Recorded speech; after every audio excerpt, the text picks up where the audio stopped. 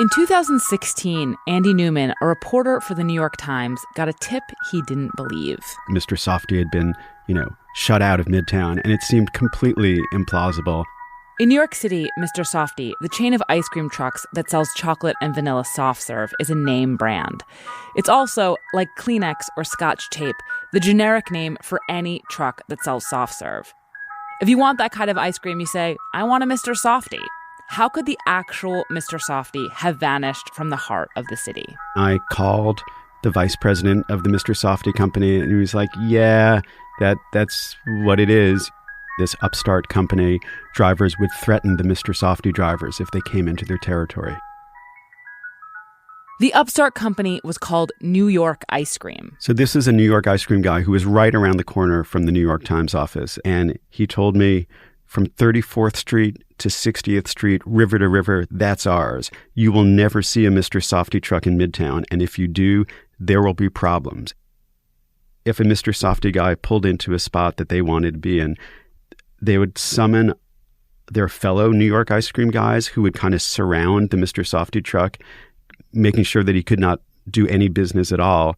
Reporting the story, Andy rode around with a driver in a Mr. Softy truck. As we were driving down, he would point out, like, there's the other guys, with this combination of hatred and awe. And he would talk about how, I was on a corner right across the street from a New York ice cream truck for 3 hours last week, without incident, as if this was like a great big accomplishment. This is not the first time there's been tension, confrontation, harassment, violence in this business. This is something that like bubbles up every few years in the newspapers. And sometimes Mr. Softy guys would be doing it, and other times other guys would be doing it, and people would get beaten up, people would get burned and robbed and all kinds of things. It's like the ice cream wars.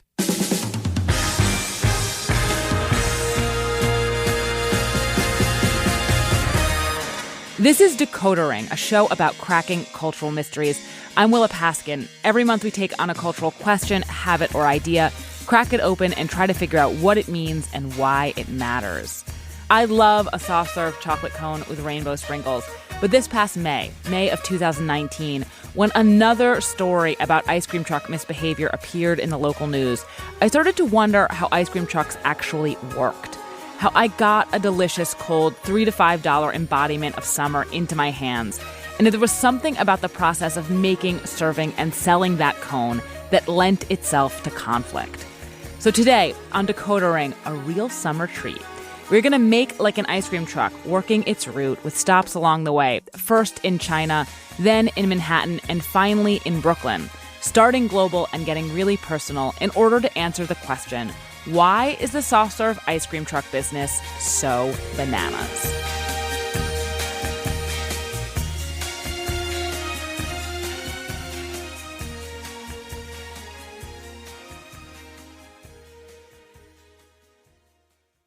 What's up, guys? I am Ashley Gavin, and I am your father. I'm Elena Joy. I am mommy. And I'm Mac Benjamin, your hot teenage brother. Baby. Mac is baby. We are your chosen family, because you don't have a gay family, and you need a gay family. Every week, we bring a topic to the family dinner table, from gender dysphoria to monogamy to how to figure out if someone is into you. Listen to Chosen Family every Wednesday on your favorite podcast app, or watch full episodes on YouTube to get the full family experience. Chosen Family is a part of the Forever Dog Podcast Network. Nothing seems like it could be further from seedy, violent adult misbehavior than ice cream, the sweet stuff of childhood and innocence. Which is why when these two things collide, it's so intriguing, so delicious. The ice cream truck trade probably has no more conflict than any other street-based, weirdly regulated cash business operating in a major metropolitan area. But that means that it has some conflict. Over the years, ice cream trucks from California to Scotland have occasionally been caught up in turf wars and legal battles, physical violence, and the drug trade. In order to understand why this business might be so conflict-prone, we're going to start at the very beginning. Consider this the part of the story where we're at the depot, the place that in New York, ice cream trucks park, get their supplies, and are assigned a route before heading out for the day. Before we turn on the soft-serve machine, in other words, we need to load up on a little backstory. Soft-serve ice cream was first sold in the 1930s, invented, depending on who you ask, by Tom Carvel, the founder of Carvel, or John McCullough, the founder of Dairy Queen. 2 decades later, two brothers in Philadelphia were working at a company that made soft-serve ice cream machines, and they thought there might be a business opportunity in figuring out how to get those machines onto trucks. My father and my uncle started Mr. Softy in 1956. Jim Conway is the vice president and co-owner of Mr. Softy. They just started by building ice cream trucks, and they were using the name Dairy Van. The name Dairy Van? Yeah.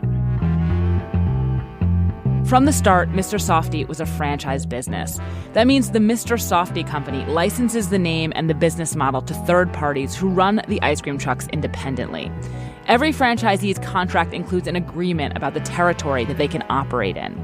A truck costs about $150,000, and the franchisees also pay an additional annual fee of $3,500 to the company for the rights to the name, the logo, an ice cream cone with a face on it and a bow tie, and that jingle. The jingle was originally written in 1960 by an ad man for a radio spot, and it was so catchy, they put it on the trucks. Here comes Mr. Softy, the soft ice cream man. The creamiest soft ice cream you get from Mr. Softy. There are now about 250 franchises operating 650 trucks in 16 states across the country. But in order to get a sense of why the ice cream business is so prone to certain kinds of conflict, it helps to look at a place that until recently didn't have Mr. Softy at all. That's why the first stop on our route is the Chinese city of Suzhou, where Mr. Softy arrived in 2007. In New York, there's this idea that everyone in the world knows Mr. Softy, because if it's here, it must be everywhere. Turner Sparks moved to Suzhou, China, a city of 10.5 million people, just 60 miles from Shanghai, in the mid-2000s, right after college, to teach English. After he'd been there for a little while, he noticed something. Soft-serve ice cream was only being sold at McDonald's and KFC in China, but it was so popular at McDonald's and KFC that they had to create these almost drive-through windows for walking up that only sold the ice cream. There was always a line of like 20 people at all times. Turner is from Sacramento, so he didn't grow up with Mr. Softy. But he learned about it at college when he became good friends with the son of one of the company's co-owners, Jim Conway, who you heard from earlier.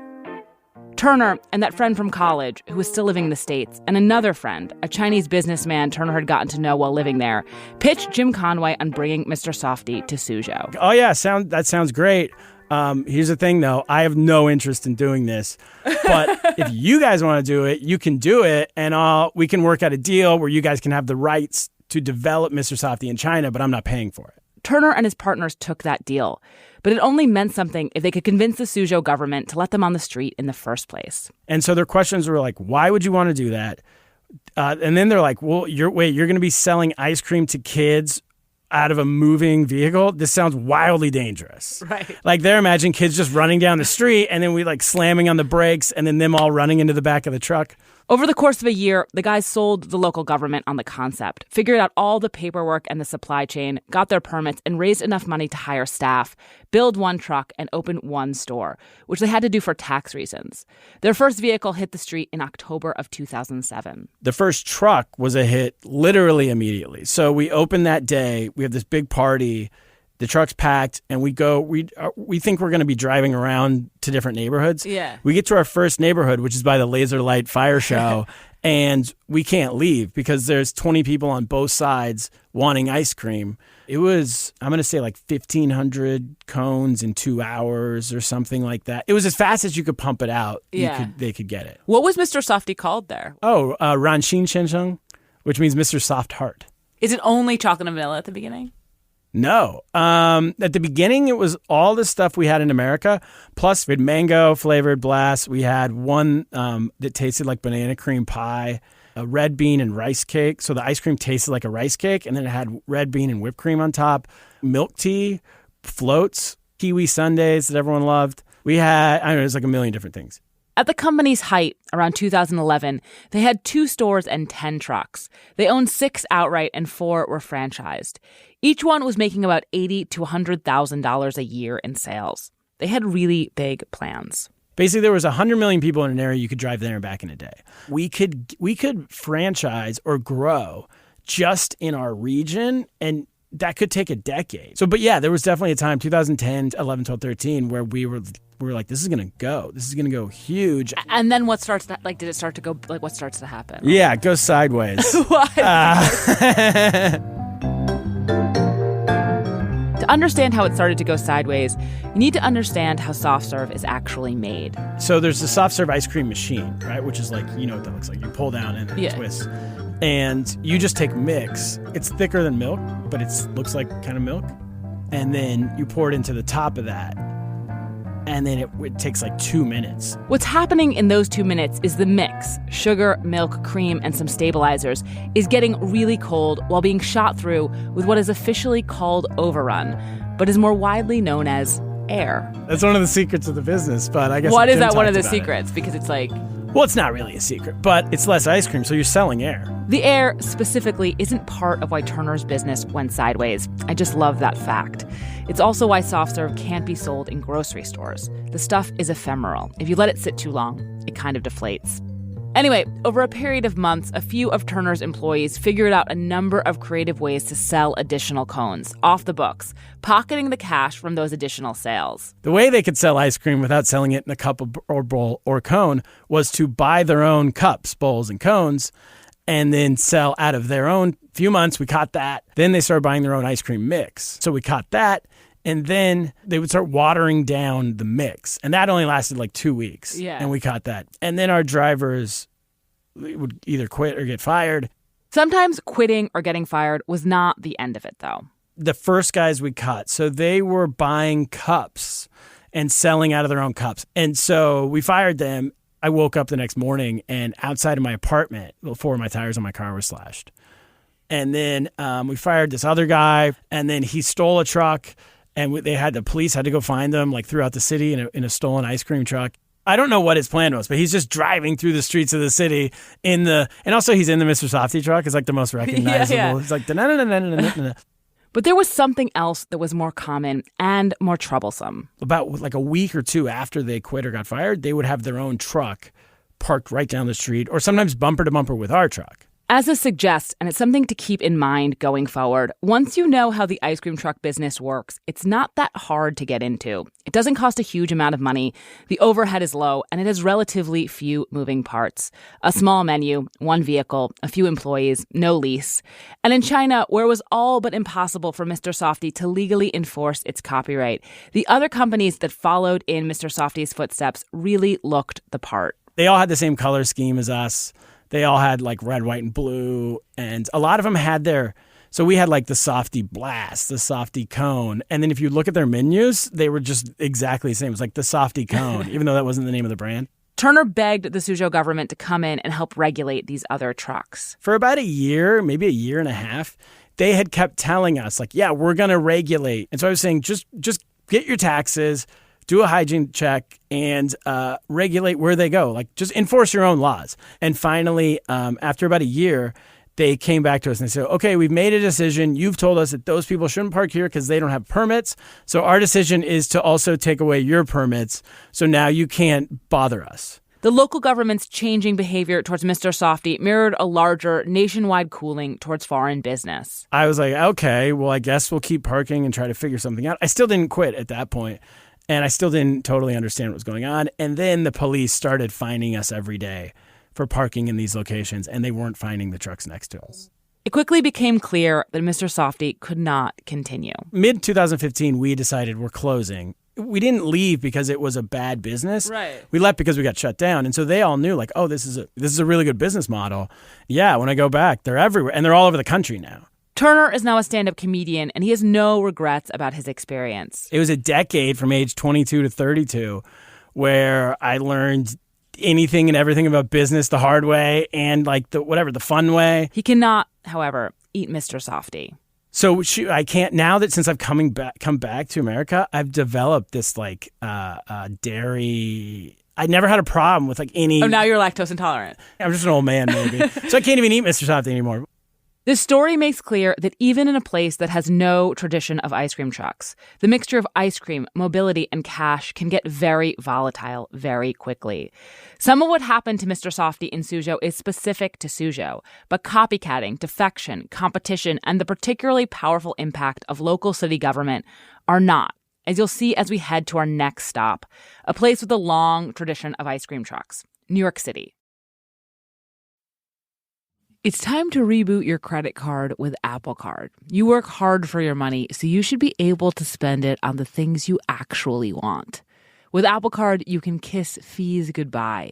There aren't and never will be any annual foreign transaction late or over the limit fees, not even hidden ones. Apply now in the Wallet app on iPhone and start using it right away. Subject to credit approval. Late or missed payments will result in additional interest accumulating toward your balance. Variable APRs for Apple Card range from 15.49% to 26.49% based on credit worthiness. Rates as of March 1st, 2023.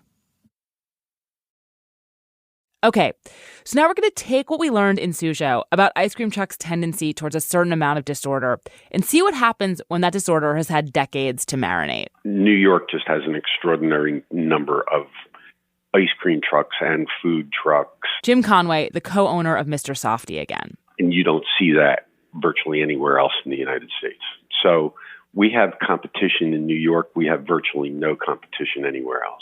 The key thing to understand about why soft-serve trucks can get so competitive is that the only thing that really differentiates one from another is location. I've lived in New York City my whole life, and before working on this episode, I had never really noticed that most of the ice cream trucks I call Mr. Softee are not, in fact, Mr. Softee. They're Freezy or Funtime or Carvel or Bella or New York Ice Cream, and they have different colors and logos and jingles. I never really registered the differences, though, because it doesn't matter. They all sell basically the same thing. The best soft-serve truck, in my experience, is the one that's right there. On the business side of things, though, that means you want to be at the there where the most possible people are. In New York City, that means you want to be in Midtown. Manhattan makes the best money. This is my corner. Yep. 5 years. Matthew, not his real name, works but does not own a truck in Midtown. I've been at least 2-3 years in other places, but this is the best spot. In Manhattan, which is full of both tourists and office workers, cones cost at least $5 and shakes at least $8. Well, I got 5 months off, but then I got to work 17 hours a day, 7 days a week. Hello? But the money is not bad. And don't even ask me how much. Enough. More than what you make probably in a whole year. For various reasons, good manners, safety, taxes, ice cream trucks are a cash business. There's a lot of obfuscation when it comes to how much a truck makes. There's also a lot of variation, both day to day and depending on where the truck is parked. In the outer boroughs, making about $250 a day is common, but in Midtown, it can be much, much more. Hassan works a truck a few blocks away from Matthew's. If I make like $100, he give me like $25 in my bucket. I asked Hassan how much he makes on a good day. It's a Saturday, almost 1,000. That means his truck is pulling in close to $4,000. And where Hassan is located, there's basically a soft-serve vendor every 2 blocks. But not every ice cream truck can be in Midtown, logistically or financially. If there are too many, they all make less money. And besides, it's not like there's no money to be made in the outer boroughs. So how does it get decided? Which truck goes where? In Suzhou, the answer to this question was the local government. They gave Mr. Softee permits to sell ice cream at about a dozen specific locations, and only those locations. In New York City, where the permit system is not so orderly, locations are determined not by the city, but on the street. In Manhattan, ice cream trucks really don't move. You're grandfathered into a place, and the people who own that truck have generally had a truck there. Douglas Quint is one of the co-founders of Big Gay Ice Cream, which now sells ice cream in supermarkets and has brick and mortar stores. But it started in an ice cream truck. It was a retired Mr. Softee truck, so it didn't have any of the Softee branding on it anymore. It was just a real clunker. From the start, Big Gay Ice Cream sold more ambitious soft serve with elevated toppings like olive oil and toasted pine nuts. The ice cream truck menu is boring. Every ice cream truck pretty much has the exact same thing. It has for decades. Toppings aside, Douglas's truck otherwise operated like any other in its fleet, which means it was assigned a location, one the company had been using for years. In Big Gay Ice Cream's case, that was a high-traffic spot right by Union Square. Your company had this corner, and that was just like, okay? Like, other people didn't try to take your spot, or did they? Or occasionally they did, and I would say, I would go over and say, I'm here, and as you know, this is where I park weekdays. Please move along. And only a handful of times in the 3 years I did it did the person not move. And generally it was, if I showed up late at all, somebody would swoop in. There's another thing to understand about these spots, though. Most of the food truck parking is sort of quasi-legal. So, I made friends with the local fire department because I was probably a couple of feet into a fire hydrant. Food trucks find space where they can. They idle in front of hydrants, crosswalks, driveways, no parking zones. Idling for longer than 5 minutes is, in and of itself, prohibited by the city. They're constantly getting ticketed for all of this. You see, there goes a ticket. He just gave me a ticket. They don't go over there. Go check out the ticket. How is it that New York City came to have a system where hundreds of ice cream and food trucks more generally are competing for spots that even when they secure them are not really meant to be parked in anyway? It's time to talk about permits.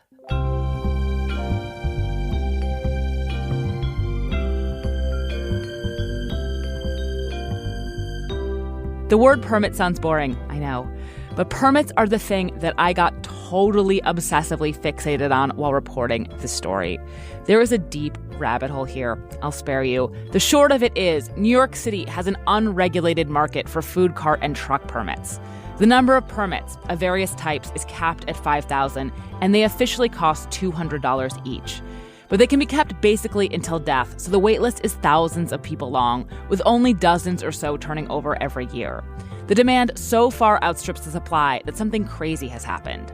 Vendors basically rent permits for $20,000 to $25,000 for a 2-year period from the official permit holder. It's like the taxi medallion system, except it's unregulated and the city makes no money off of it. Another complication. Due to a law change in the 1990s, there was only one permit officially allowed per person, despite the fact that many vendors, and certainly most ice cream truck owners, own multiple vehicles. Douglas Quint, the co-owner of Big Gay Ice Cream again. I don't know of any food truck operators, in general, who actually have a permit that they applied for. Now, still at our second stop, it's very busy in Manhattan. I want to take all of this context about how ice cream trucks work in general and how they work in New York City specifically and apply it to understanding the conflict we started this episode with, the one in which an upstart company called New York Ice Cream muscled Mr. Softy out of Midtown. The whole conflict began with some copycatting. The owners of New York Ice Cream started out as Mr. Softy franchisees. They were a group of guys who knew each other, who were working out of the same depot. Jim Conway, the co-owner of Mr. Softy again. And decided that, between them, they were all multi-truck owners, and that if they grouped together, then they'd have strength in numbers and they could go off on their own and not have to be constrained by things like territories. That was kind of their big issue that prompted them leaving our system. What Jim is talking about here is location. As Mr. Softy franchisees, these guys worked a lot of Midtown corners. And because they're so lucrative, they didn't really want to work anywhere else. In 2009, they stopped paying their franchise fees, but they kept their corners. Eventually, Mr. Softy terminated their franchise agreements, and the truck started to go by another name. It's very good. They were called Master Softy. And they took the very familiar human ice cream cone logo and they added some sprinkles and made it a waffle cone instead of a sugar cone and said, okay, now we're Master Softy. And that did not fly legally. Mr. Softy took Master Softy to court for copyright violation, and in 2015 won. So Master Softy changed its name to New York Ice Cream, still holding onto the corners they had first as Mr. Softy and then as Master Softy trucks, while further pushing current Mr. Softy vendors out of the area. And that was how things were when Andy Newman, who you just heard from again, wrote his story for the New York Times in 2017. And it's how things remained until earlier this summer when New York Ice Cream, who declined to speak with us for this story, got caught up in a whole new ice cream brouhaha. New York cops today scooping up ice cream trucks, dozens of them, towed away and taken into custody. The story got lots of airtime on the local news, where, as you can hear, everyone got a punny kick out of another story about ice cream gone wrong.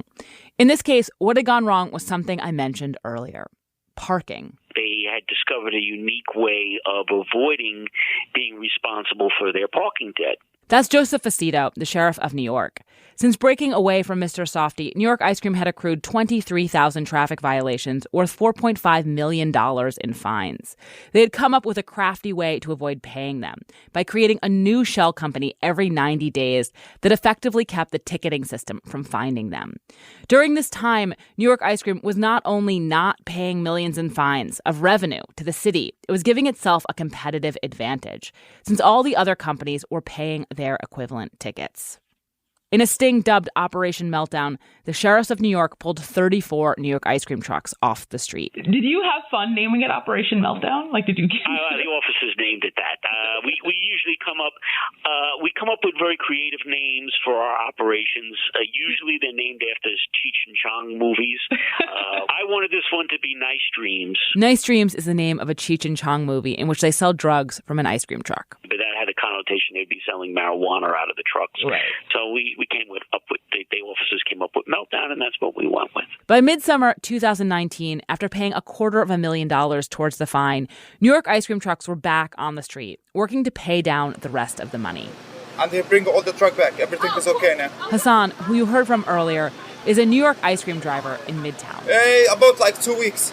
2 weeks he take all the truck. Like too many people stay at home. Too many people not working. But now everything is good, thank God.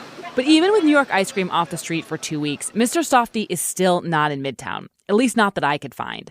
There's trucks in very busy places in Manhattan, on 23rd Street, on 68th Street, but in the 30s and 40s, it's notably absent. Once you lose your corners, it's hard to get them back.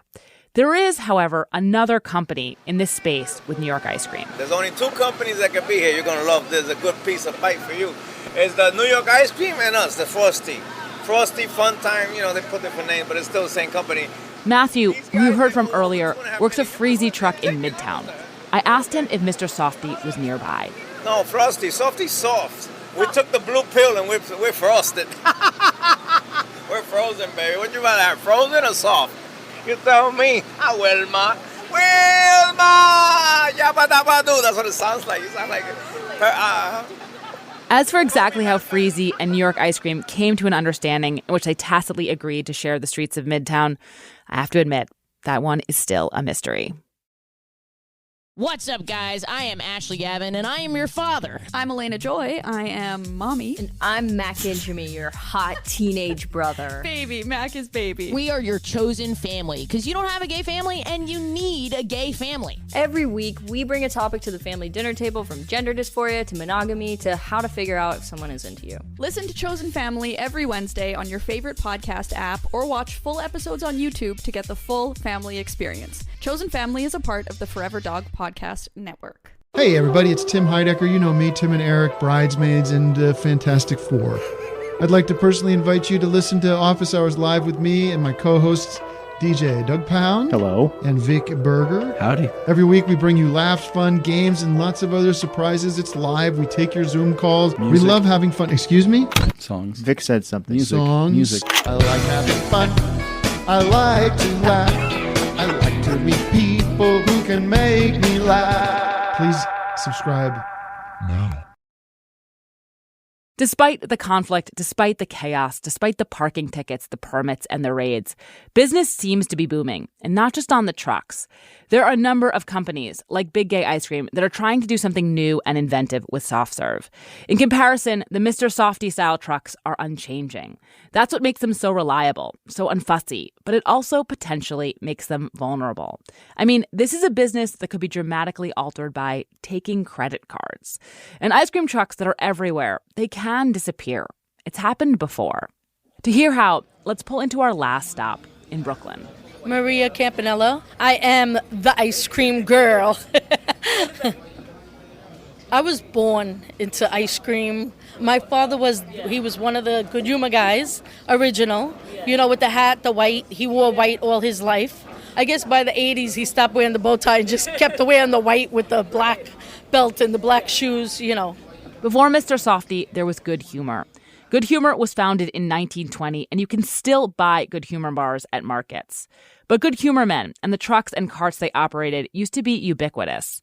In 1976, though, the company, citing declining profits and coming off a reputation-besmirching lawsuit in which it pled guilty to knowingly selling tainted ice cream, decided to focus on grocery stores. It sold its fleet of trucks to distributors and individual operators. One of these operators was Maria Campanella's father. Her story really gets at what it's like to be an ice cream seller, to live this business, for better or worse. I met Maria at a Greek pastry shop in Bay Ridge in South Brooklyn, where we ordered 4 desserts and sat in the garden in the back. Her story is personal, so Maria is going to tell it herself.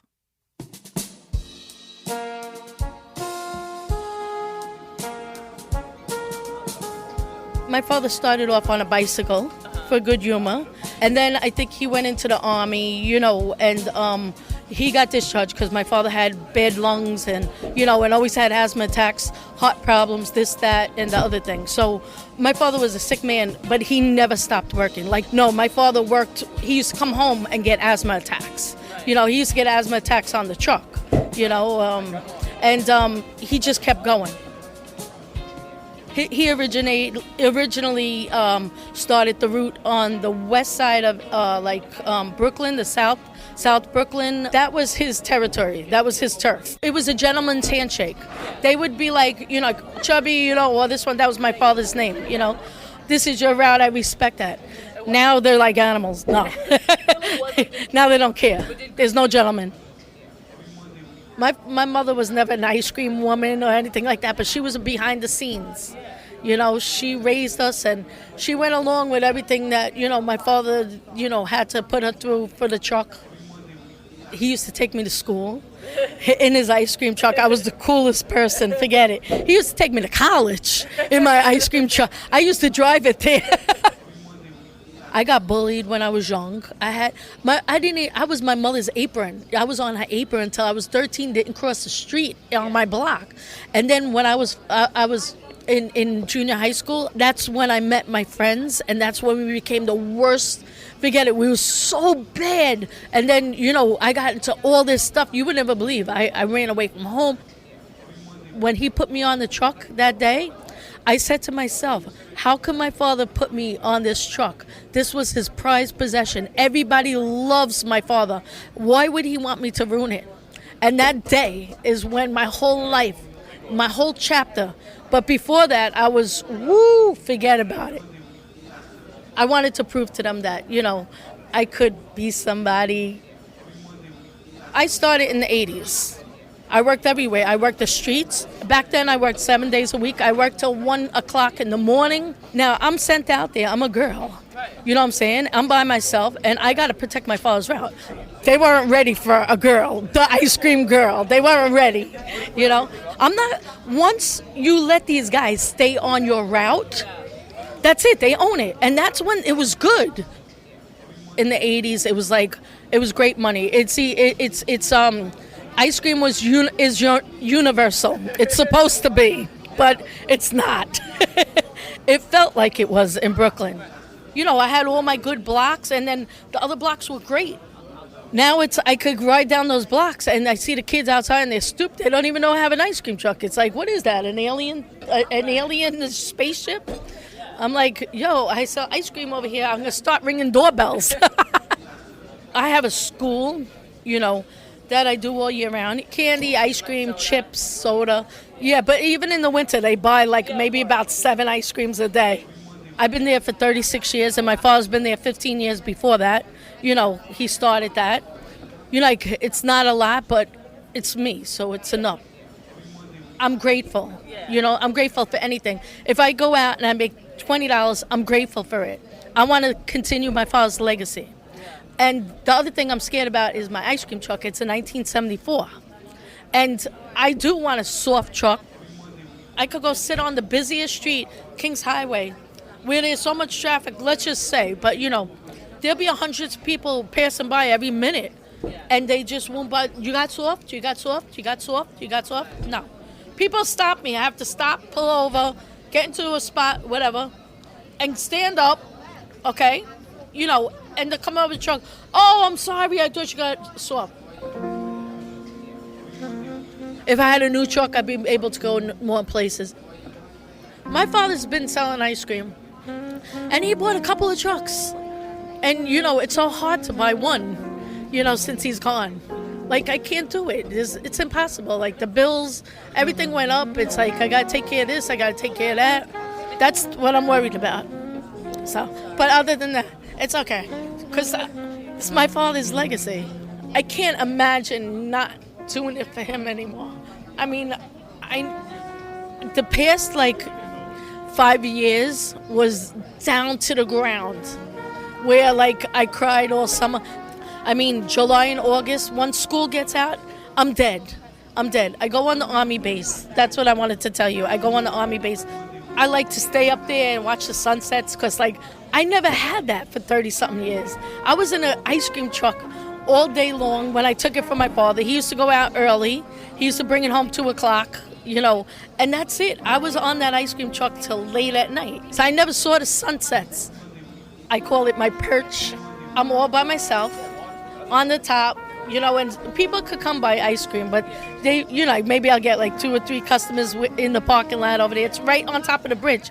My view is the whole bridge, you know, and I'm just honored to be there. That's the best thing in the world to me. And just to, you know, the whole sky is there, and I could talk to my mother and father, you know. So that's a great part. So, but anyway, I mean, I love it. I never want it to end, you know. So, but, you know, you get scared, you know. And my biggest fear was when my mother and father were alive was, God forbid if I got sick, you know. Who would drive the truck? I'm glad that I did it till, I mean, I'm not glad they're gone, believe me, because my father's my life, my mother's my life every single day.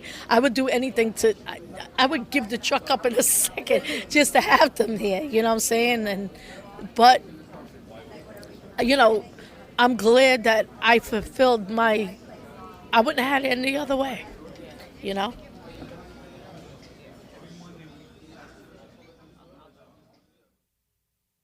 One of the things I found so moving about Maria's story is the way it plays with time. In her telling, a soft ice cream truck is the future. But as I had been working on this piece, I had come to think of ice cream trucks as something from the past that had managed to stay surprisingly current, an analog business surviving in a world where everything analog seems like it's just awaiting its own disruption. Ice cream trucks are basically gas-guzzling push carts, an old-school street vendor operation that was here before food trucks were cool and soft serve became artisanal. This outmodedness is the reason there's so much conflict. It's a highly competitive yet undifferentiated street business, a cash business, run according to outdated, half-stated, semi-dysfunctional regulations and customs, organized around misshapen city rules and a fleet-to-fleet honor system that, like so many honor systems, isn't always honored. But its outmodedness also means that in an increasingly stratified city, instead of having a business plan that targets some micro niche of New Yorkers, instead of being perfectly optimized for someone, it's still for everyone, all the different kinds of people who live and visit here. When you have a soft serve, you're eating something really messy, something delivered to you on a piece of turf made of unchanging, quickly melting ingredients and shot through with air, that's sold by people working in a hot truck for dozens of hours on steamy summer days as those same trucks spew exhaust and noise into a blocked, crowded crosswalk. If you were starting from scratch right now, you would never start with this process, these regulations, or even with this ice cream. So thank goodness we're not always starting everything from scratch. The soft serve ice cream cone is an imperfect product made by an imperfect business, sold imperfectly in this imperfect city. That still, at that serendipitous moment you spot a Mr. Softy on the corner, is absolutely perfect.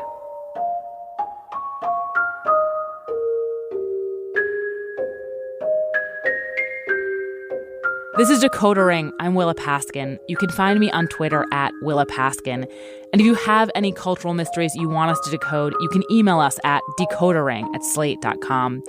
If you haven't yet, please subscribe and rate our feed in Apple Podcasts or wherever you get your podcasts. And even better, tell your friends. This podcast was written by Willa Paskin and was produced and edited by Benjamin Frisch, who also does illustrations for every episode. Cleo Levin is our research assistant. Thanks to Anna McGorman, David Favarolo, Jim Middleton, Matthew Shapiro, Tom Skoka, June Thomas, Oded Shankar, Michael Lanza, Hilary Guissard, Max Yeager, Ranjan Roy, and everyone else who gave us help and feedback along the way. Thanks for listening. Just a quick programming note. We'll be back in October. Have a great summer.